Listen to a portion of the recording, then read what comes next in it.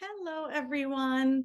I am so sorry I cannot be live with you this evening, so I wanted to take the time to record this and send it to you today.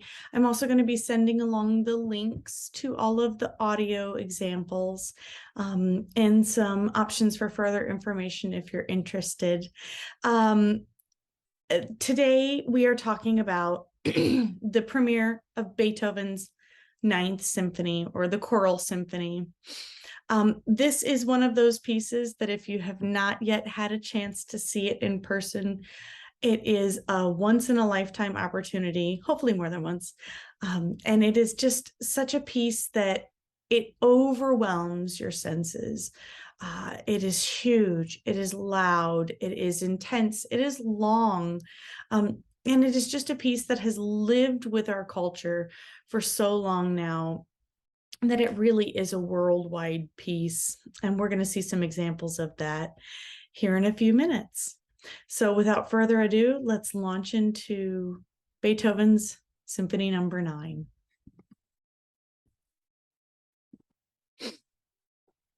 So here we have two different portraits of Beethoven, one as a young man and one as the image that we're used to seeing of Beethoven. This was a portrait that was painted for the premiere of Missa Solemnis, which was around the same time as when he was writing and working on. He was working on concurrently Missa Solemnis and the Ninth Symphony, both of which stretched the span of several years. But this is the image we're used to, the Beethoven with the wild hair, the furrowed brow. But we rarely get to see the images of Beethoven as a younger man. So I really wanted to include that just for the fact of great genius has to go through their 20s as well. So without further ado, for 2 centuries, Beethoven has dominated the world of classical music like no other composer. His symphonies, concertos, string quartets, and piano sonatas are central to the repertoire, and his influence has been virtually inescapable. His perseverance in the face of deafness, combined with a sense of struggle and triumph depicted in much of his music, made him a heroic figure. His individualism and self-expression appealed to the growing middle-class audience for music and made him a model for generations of composers. Beethoven was born in northwestern Germany, where his grandfather and father were musicians at the court of the Elector of Cologne. From early childhood, Beethoven studied piano and violin with his father, Johann, who helped to make him into a famous child prodigy like Mozart.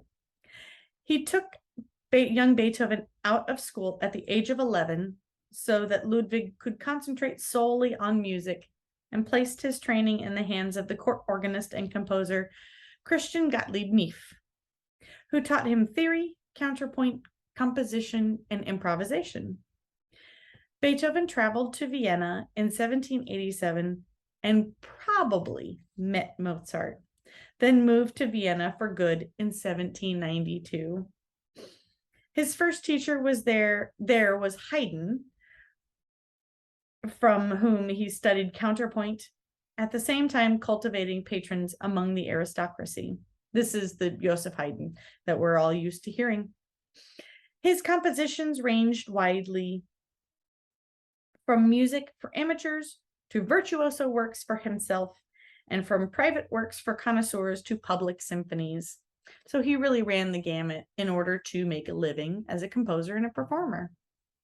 Confident in his own worth as an artist, Beethoven treated his aristocratic sponsors with independence and even occasional rudeness. This is putting it lightly. His presumptions of social equity made him repeatedly to fall in love with women of noble rank, whom he, as a commoner, could not marry, and some of whom were already married. Especially poignant is a letter he addressed in 1812 to his immortal beloved, but apparently never sent. Beethoven never established a permanent home, moving more than 24 times during his 35 years in Vienna. A gradual loss of hearing provoked a crisis around 1802, from which he emerged with new resolve to compose works of unprecedented scope and depth. The music of the next dozen years established him as the most popular and critically acclaimed composer alive. Through sales to publishers and support from patrons, notably a permanent stipend set up for him in 1809, he was able to devote himself entirely to composition and write at his own pace. This was very uncommon for the time. Upon his brother's Casper's death in 1815, Beethoven became guardian to his 8-year-old nephew, giving Beethoven the family he had long desired, but also bringing years of conflict with Karl's mother, Johanna. Growing deafness, bouts of illness, political repression, and the death or departure of many friends and patrons led to an increasing withdrawal from society. His music became more intense, concentrated, and difficult. His troubled relationship with Karl reached a shattering climax when the 19-year-old attempted suicide in 1826. But for all of Beethoven's social isolation and difficult personality, he never lost the support of a devoted circle of friends.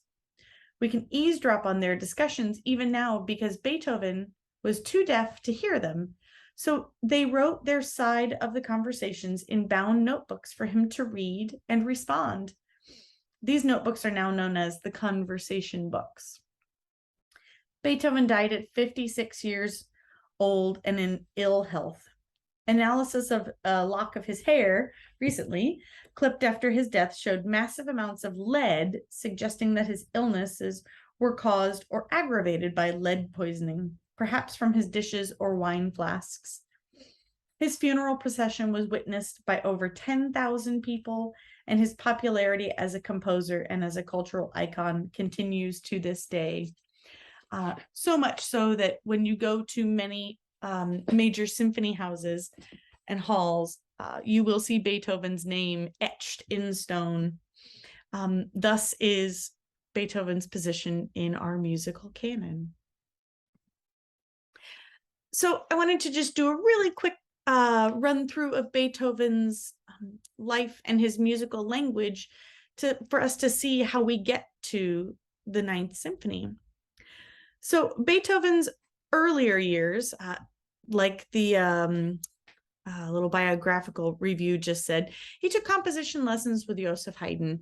Not a lot, and it didn't span a long time, but they were said to be very influential for Beethoven, who struggled with counterpoint as a main issue when working outside of the piano. He was able to write extremely complicated virtuosic pieces of music for himself to write or to play on the piano and the violin. But it took a little bit of time to translate that into a larger ensemble. And he did study piano and violin.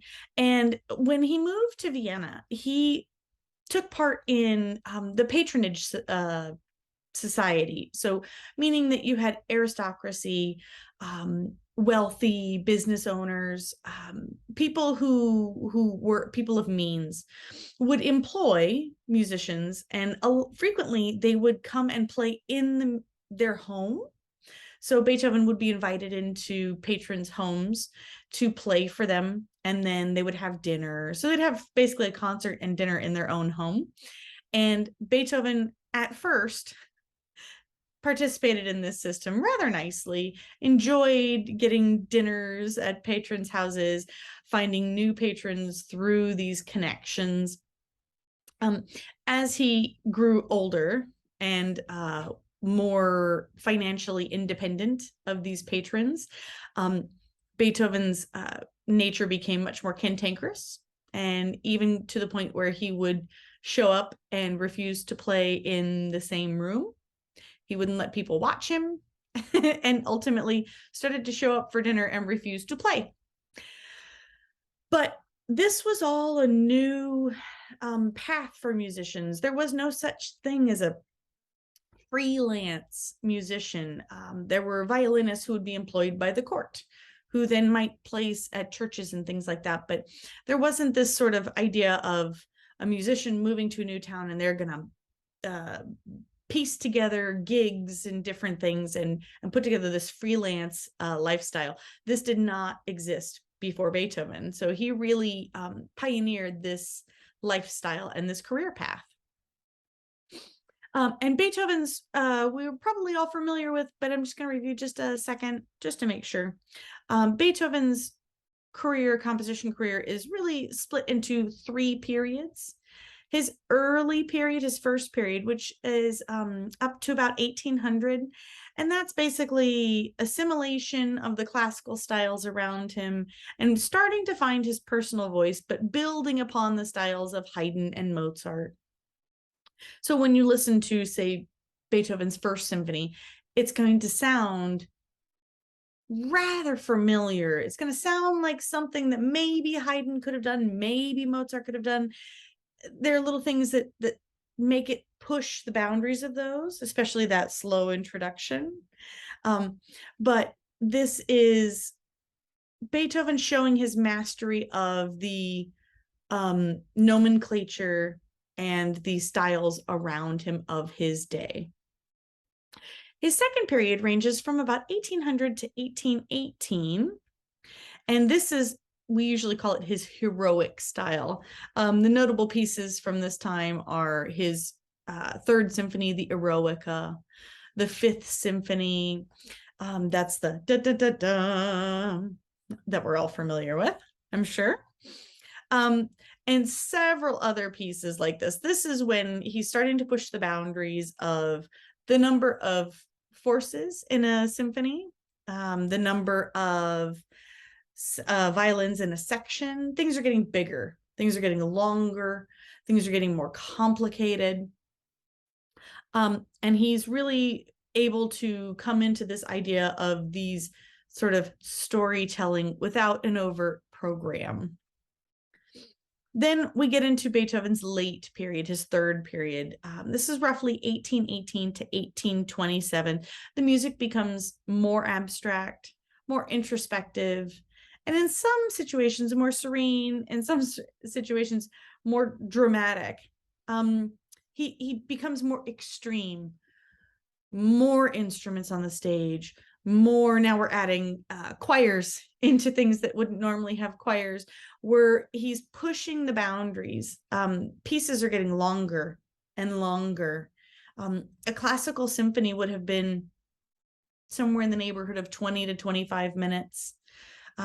We're now regularly 45 minutes or longer for Beethoven's symphonies. So this is really expanding in every way, shape, and form. And so what this is in this picture, this is sort of a typical market image in Vienna of 1800. And in this image on the right hand side, you can see just a little bit of, it's the building all the way to the right hand side with the most people standing looking in the windows.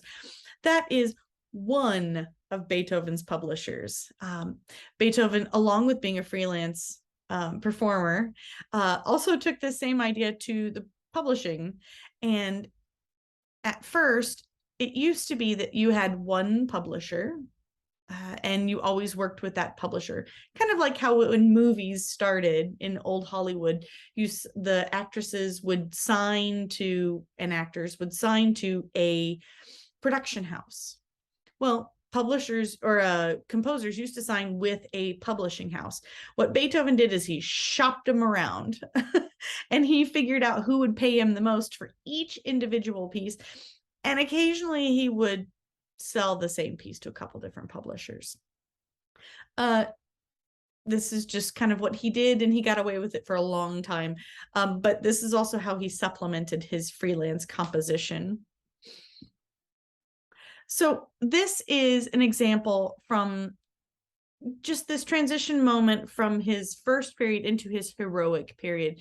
So what we're going to start to see with this is not only this sort of brooding image, this moment of contemplation, but it's a dark contemplation. This is the Moonlight Sonata. We're probably very familiar with this one, but just taking a moment to look at the simplicity on the screen and listen to the simplicity of the music.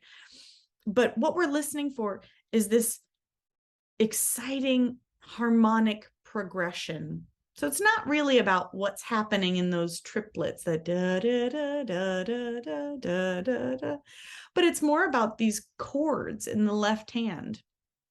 The harmonic progression is defined as a succession of chords with a sense of direction. These harmonic changes will reappear in the Ninth Symphony. So Beethoven is known to borrow from himself, and he must have really liked this one because he borrowed it many years later. So let's take a listen to the harmonic progression in the Moonlight Sonata Adagio.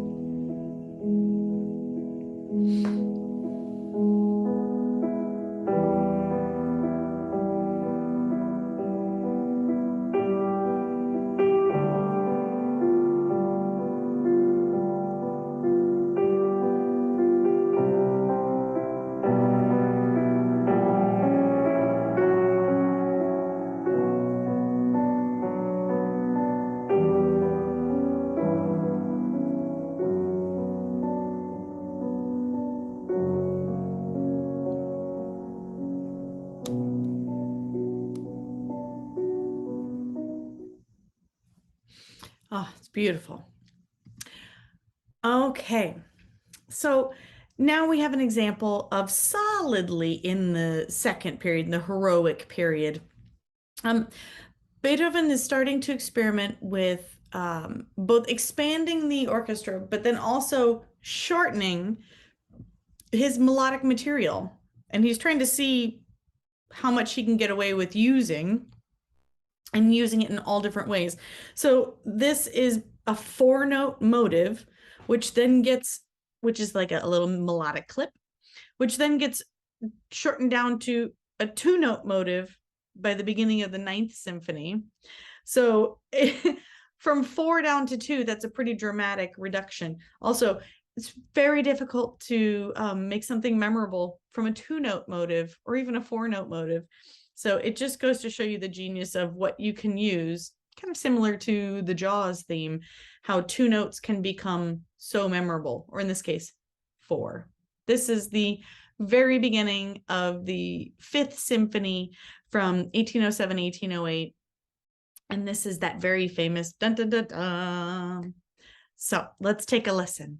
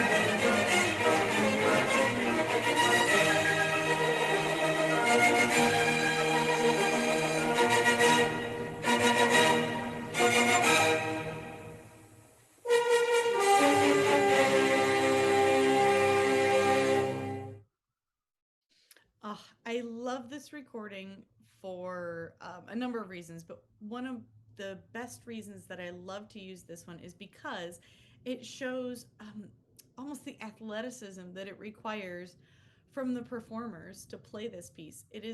Um, it's exhausting.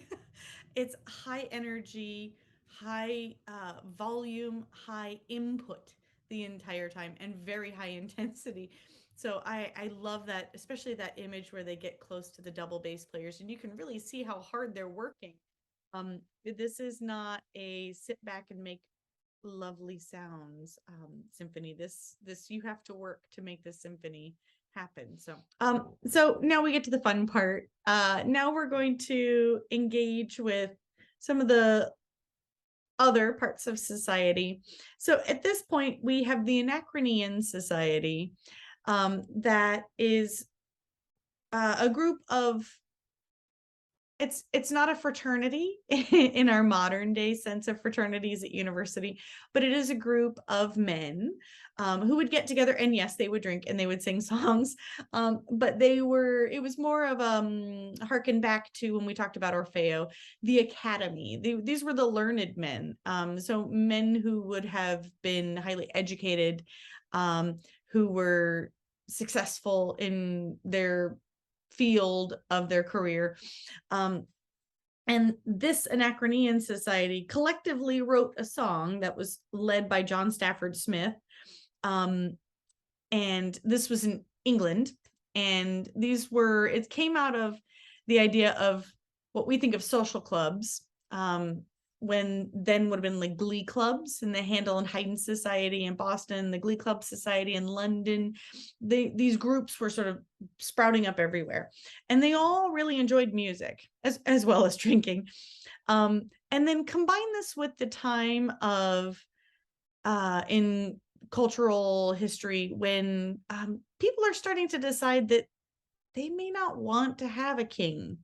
They may not want to be ruled by people just because they have more money than other people. And this idea, we're not quite to full-blown democracy, but we're getting very close. We're now at the time of the French Revolution, the American Revolution, and people all over the world are starting to hear these stories of, especially in Europe, about that people, just regular people, are rising up and banding together and deciding that they want to change their form of government, which, if you can imagine, to the Viennese aristocracy was a very frightening idea. But another common theme was how to translate these political ideals. Happened the way that we use it a lot now, but we sort of, I think, take it for granted that this is always how it's been, is they put it to music. So the Anachronian song becomes the basis for some borrowed music that I'm sure we're all going to recognize, and it turns into something else. So now we have music that then gets different words put onto it that have political associations, and then can travel. So political ideals can travel with the music to other places. So this is the Anachronian song. To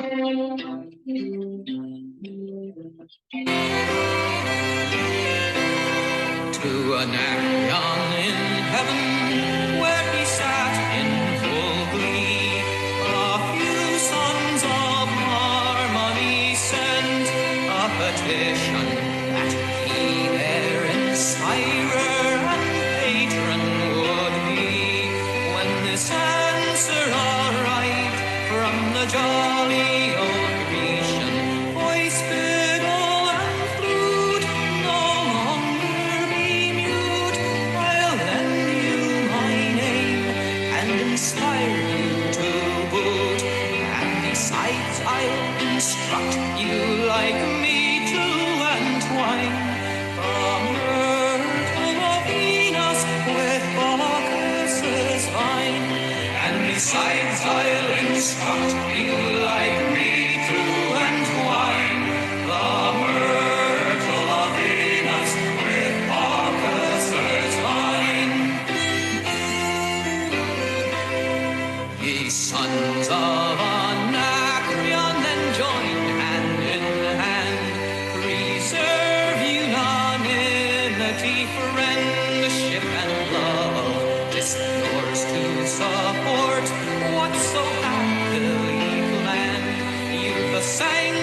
of gods and the fiat of Jove. While thus we agree, our toast let it be. May our club flourish, happy, united, and free.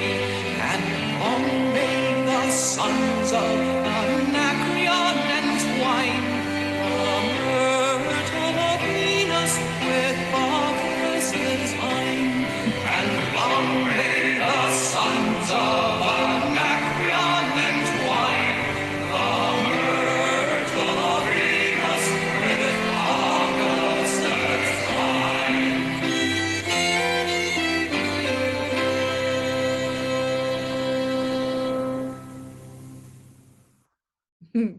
So, not really what we would think of as a drinking song necessarily, but very popular in its day.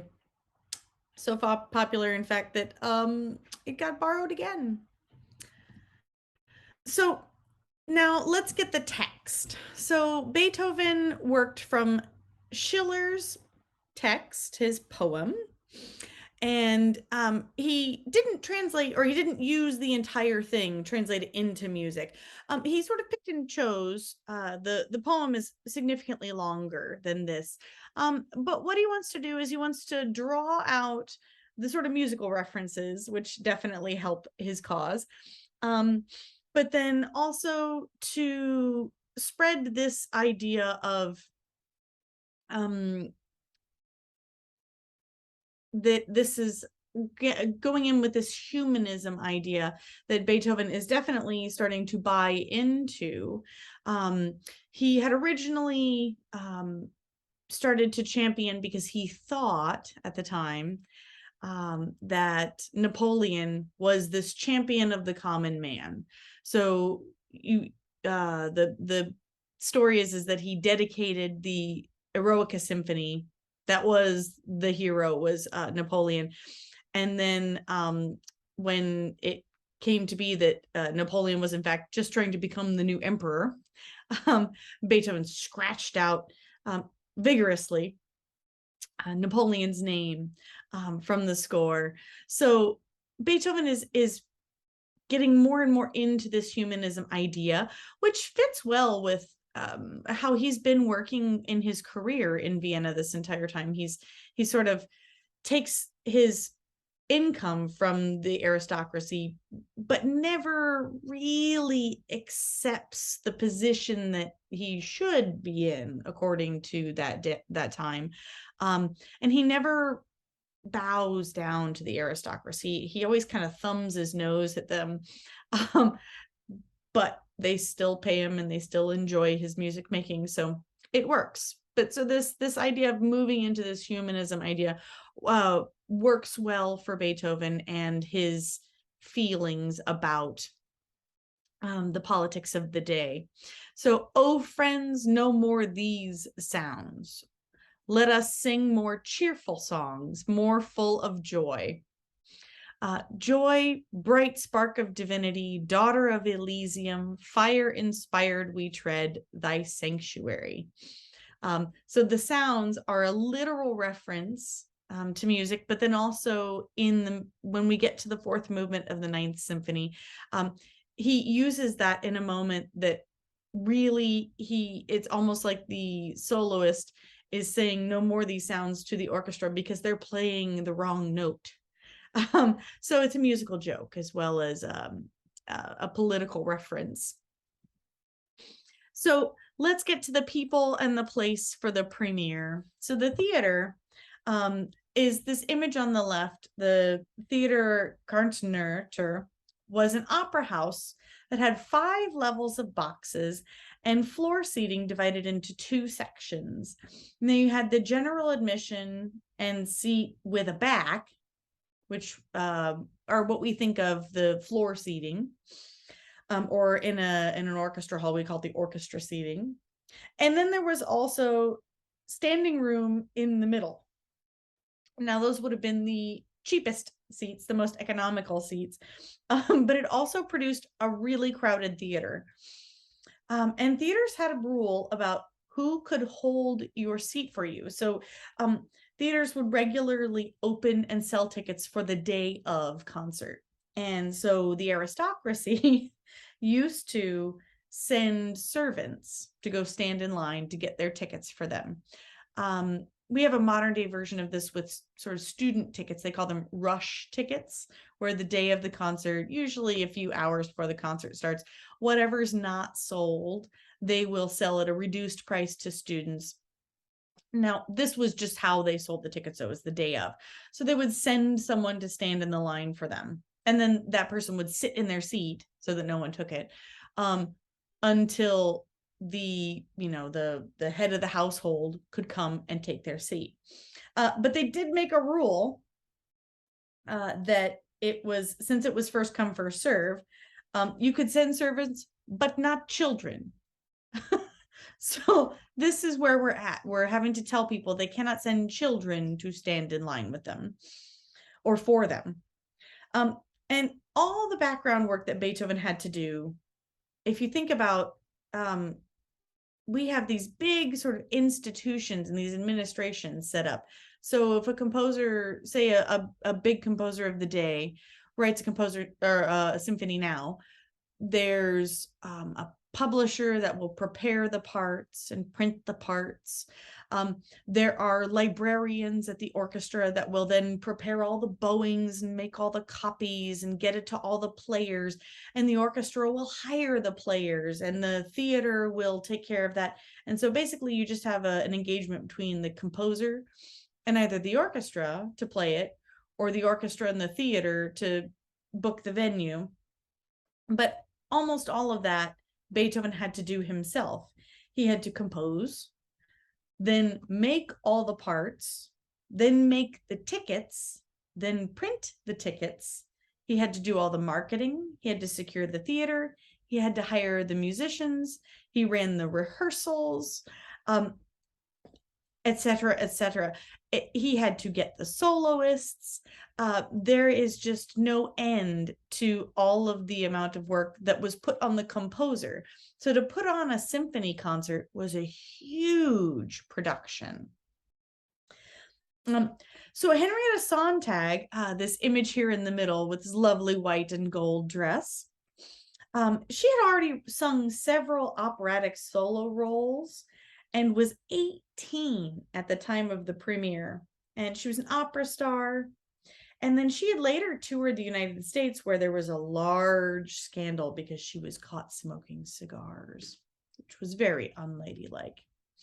But she was considered the best soprano available. And then Caroline Unger, as the woman on the right-hand side with the pink dress, she was a contralto and was often criticized for enjoying her food and her drink too much. So that criticism did not get invented in the 20th and 21st century. She was a woman who would go out with men in mixed company and eat and drink, and she didn't care what people thought about her. But a contralto is a slightly lower voice than what we think of an alto typically. But contraltos can sing as high as what we think of as a regular alto range, but they just also have a lower range that they can have access to. Now, not pictured is the tenor was Anton Heidsinger, and he has sung the lead tenor part in Fidelio for Beethoven before, so that was an easy choice for Beethoven. And the bass was Joseph Seipelt, and had been a member of the opera company for the theater for 2 years. So Beethoven didn't have a bass that he preferred, so theaters at that time would have had the choir that they regularly employed as well as the soloist they would have normally used. So he was their regular bass soloist. And then maybe one of the most important people, especially for Beethoven, was the concertmaster, was Ignaz Schuppanzig. Now, he was an old friend of Beethoven's and a wonderful soloist who led the orchestra for the Ninth Symphony from his seat.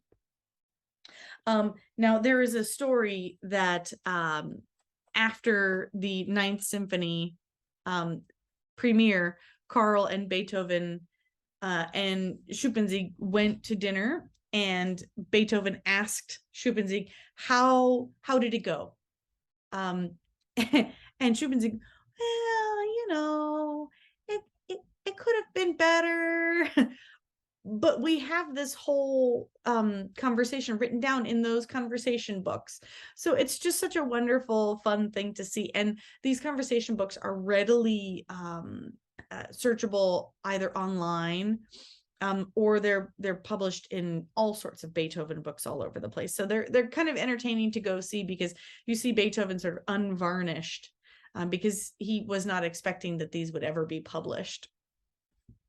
So now let's get into the symphony. So we'll sort of briefly go through each one of the movements, hit some highlights, and then you can use these ideas and tips as you go back and listen to the work in its entirety. So for the first movement, the structure is changing from the classical era into the version that we get here. Beethoven has developed, even from the first symphony, this idea of, instead of starting with a big bang, as almost all classical symphonies do, and that was for a very practical reason. Classical symphonies started with a loud sound because that was the way to tell people to come to their seats. The concert was starting. But now we've got a different role for the symphony. The symphony is becoming the premier piece on the concert. It didn't used to be that. So now Beethoven starts, he has this likeness to start pieces softly and slowly before he really gets into the bread and butter of the movement. And the orchestration here is large.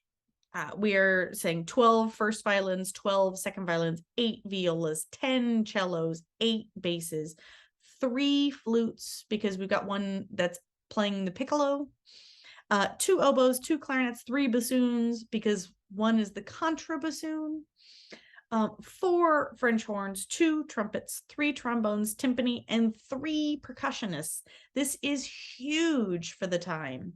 And Beethoven had to hire in to double the strings with amateurs. So he had the house orchestra and then had to hire in amateurs and students to fill in those numbers, because it was significantly larger than the normal orchestra would have been. So the structure of this movement is a sonata allegro with a triple fugue in the development, which basically just means, in a sonata allegro form, here's our basic structure.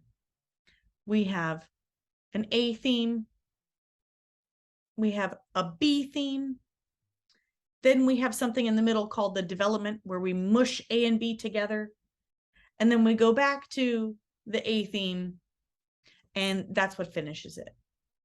But now, instead of just mushing A and B together in the development, Beethoven makes it a triple voice fugue, which is just sort of unheard of, and makes it much more complicated to rehearse and to put together.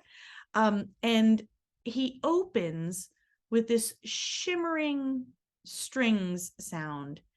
And remember how we had that 4-note motive and we said we were going to dial it down to 2? This is what we hear. Inside of that shimmering string, we hear little beep-bom, beep-bom. And that's it. That's the entire melodic material. And then he develops it and expands it. So he expands it only to shatter it and then start again. So he's not just going to build it up once, he's going to build it up twice. So here is a clip from the first movement of the Ninth Symphony.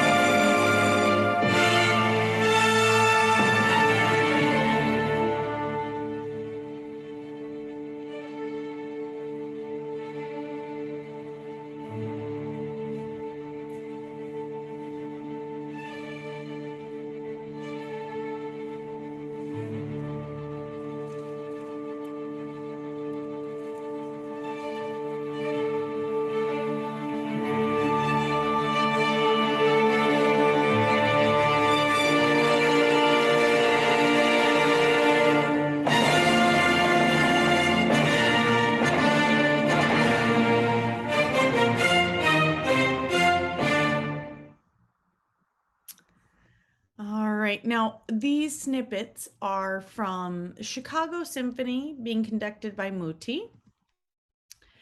And now we get into the second movement. So now we have a very complicated structure. Scherzo is supposed to be funny. Not only, well, let me back up 1 second. This isn't supposed to be a scherzo. This is supposed to be a slow movement. And then the third movement is supposed to be the minuet and trio. So Beethoven has reversed the second and third movements and then replaced a minuet and trio with a scherzo and trio. Now, scherzo is the Italian word for joke. A musical scherzo tends to be faster and sort of punctuated in a funny way or cut up in a way that makes you sort of go, oh, and it's unexpected. But now what they've done is it's a scherzo, trio, scherzo. And each scherzo is a sonata allegro form, so that A, B, mix them all together back to A. But instead of the 3-part fugue that Beethoven did in the first movement, he expands it to a 5-part fugue. So he is really pushing the ability of both the players and the conductor and the ability to hold it all together. And it almost at times sounds like it's going to fall apart. It doesn't. Now we've got a 3-part motive, or three note motive. And we have the inclusion and really prominent role of the timpani, which up until later in Beethoven's career, timpani has really been, even for Mozart and Haydn, timpani was always reinforcing just the harmonic and the big moments. But here, timpani steps out of that traditional role and really steps into a solo role. So this is an expansion of the use of the timpani as well. But even though it gets super complicated in its structure, it still maintains its dance-like quality. So it just goes to show you that Beethoven can still do all of this, much of the muchness, and still keep it enjoyable, light, and dance-like. So here is our second movement.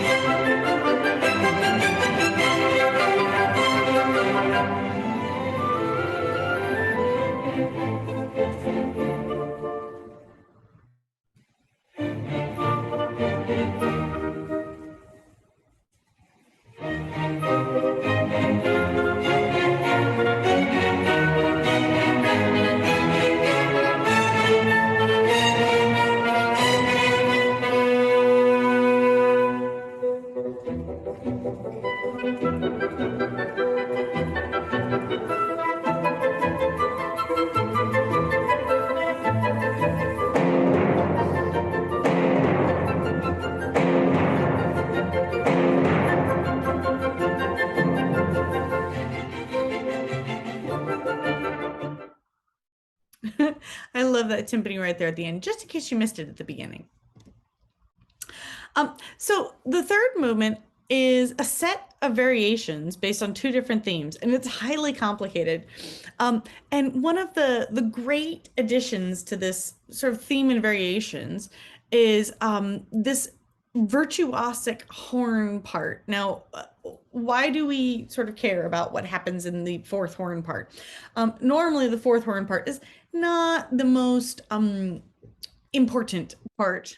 let's say usually we tend to think of the first horn as being the more prominent position, except that there was this horn player in Vienna at the time that had helped develop this new horn, and it was a two-valved horn. So it's a picture, there's a picture of it on the screen here, and what it meant was that you could play chromatic. And so the idea of, rather than what they used to have to do was take crooks, which were little pieces of tubing, and they'd have to replace the crooks to change the key. So horn parts, you would have to leave a gap in between. If they changed from, say, F major to E flat major, they'd have to take out the F crook and put in the E flat crook. So it takes a minute, and the poor horn players are carrying around bags with all these crooks in them. But now we've got this two-valved horn, so we can play in more chromatic situations. So there's actually a solo that's written on the screen here, or image on screen here, is the solo for the fourth horn. And then also what this theme and variations is doing is we've been having that shimmering strings at the beginning. It's like a glimmer of hope. And then we go into despair. And Beethoven is always trying to struggle from dark to light, from despair to hope. So he's still struggling to get to the light in this movement. You can start to see little inklings of it coming out before it gets even darker at the beginning of the fourth movement, before it opens up to when the choir and the soloists come in. So we finally get to this fourth movement, the choral movement. Finally. So we finally get our soloists all in. The main themes are all pulled from the previous three movements. They are presented, worked with, and then rejected. And this is Beethoven's way of, whether it's a political statement, of saying, these are all the things we've been doing, no more. And then what's really interesting is when he does bring in the singers, it's this rage recitative, but it's in the double basses first, before it goes into the bass soloist. And Beethoven, rather than breaking out with a soprano solo, he builds from the darkness to the light, from the lowest voices up to the highest. So we hear in the order of the soloists, we hear bass, tenor, alto, and then soprano. So it's all working up to this big moment of reveal, enlightenment, revolution, whatever word you might want to use. But this is how he's getting there. So here are it's two clips here presented together, and we're finally going to reach triumph. So here is our first clip. The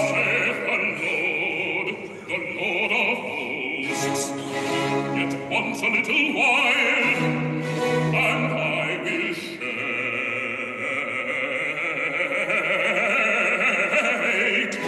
heavens and the earth, the sea and the dry land, and I will shake. That's a tiny reminder of what we spoke about last week, which was from the Messiah. That's a rage recitative when we've got this bass soloist, and it is a strong, forceful A moment in music, that's a rage recitative. So now we've heard it in the voice. Let's hear it over here in the Ninth Symphony.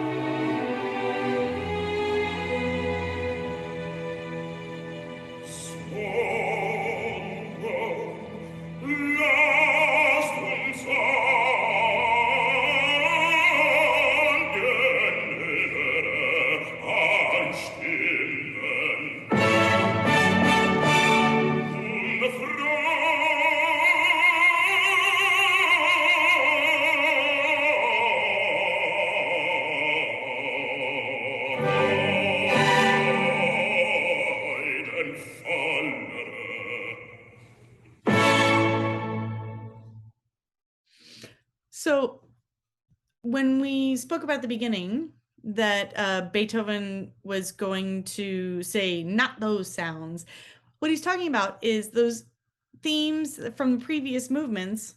And then he says, no, not those. We're going to have new sounds. And this is the Ode to Joy. So he puts a bass rage recitative in the middle of a symphony, in the middle of the last movement of the symphony. And it's just a fascinating use of the introduction of the voice into the orchestra.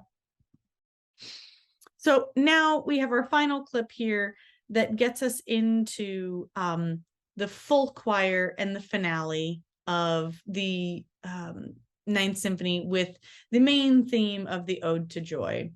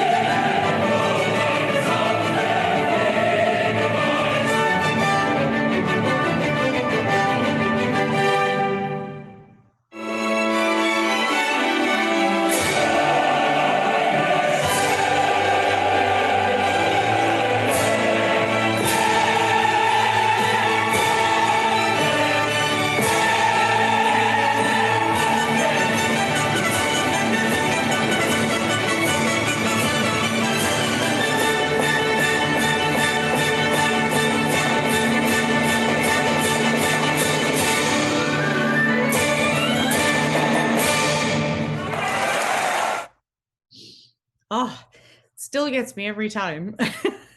It is just such a wonderful piece of music, and it has sent waves around the entire world. At the time, the critics had hoped that there would be a second performance, and that in all particulars it would be better prepared. Usually, the premieres of these things, especially back then, first performances were usually underfunded, under-rehearsed, and sort of held together. Beethoven is quoted saying that he wished it had gone better, but that he had no time to make it better, given everything else he had to do at the moment. The theater was crowded to excess, an unusually numerous audience. At this point, I mean, Beethoven was extremely famous, and he had become sort of a recluse. in Viennese society. So people wanted to see him when he came out, and he actually came to the premiere. And it's known simply as the Ninth. I mean, how many pieces of music can we say that are known by shortened names? We don't have to say Beethoven's Ninth Symphony. We don't have to say, the Choral Symphony by Beethoven. And now it's not actually the first choir in a symphony movement. Beethoven had done this before, the choral fantasy. But that is excerpted out by itself. So it's a symphonic movement with choir, but outside of an entire symphony setting. And composers have had to deal with this monumental work ever since. Their sort of wives' tales about 9 symphonies. Are you going to write 9? Mahler happened to pass away during writing his 10th symphony, and the tale was that the 9th symphony killed him. So even after all of this success and Beethoven's lifelong career success, he couldn't let the fact that Rossini, who was running around Vienna at the same time, couldn't let it go, because Rossini was selling out theaters left and right. And part of the reason that he had to be in the theater he was in for the premiere of the 9th and have this smaller orchestra was because the one he wanted was taken by Rossini. So Beethoven is quoted as saying, "Rossini would have been a great composer if his teacher had spanked him enough." Now, there is one final tidbit about this symphony and why we've had to sort of deal with it through modern history, is that when CDs were becoming a thing, when Sony and Philips were deciding to sort of build this new system of compact discs, they were deciding how much music these should hold. And the determination is that it must be long enough to hold Furtwängler's recording of the Beethoven Ninth Symphony, which was 74 minutes. So CDs to this day have to be long enough to hold Furtwängler's Ninth Symphony recording. And there are so many international traditions to this. It's used as the theme for everything across all the spectrums of the last 100 years, including now the anthem for the European Union. It is played, it is started in concert halls all over Japan, so that the moment the clock strikes 12, the Ode to Joy is breaking forth. This is just, it is ubiquitous in so many different cultures, not just Western classical music. So on the right-hand side of the screen is a translation of the poster that was announcing the premiere of this piece. And you'll notice that there were several other pieces on there. Didn't really use titles, but the one thing he did really emphasize was that it was based on, you'll see there, the third, a grand symphony with solo and chorus voices entering in the finale of Schiller's Ode to Joy. Schiller's poem was widely known, and another way for really Beethoven to mark that this was going to be a political statement. And it says that Herr Beethoven will himself participate in the direction of the whole thing. He did, to varying levels of success. He would dictate tempos to Schuppanzig, but Schuppanzig was really conducting from the concertmaster's chair. Beethoven was up there waving his arms, but they weren't really watching him.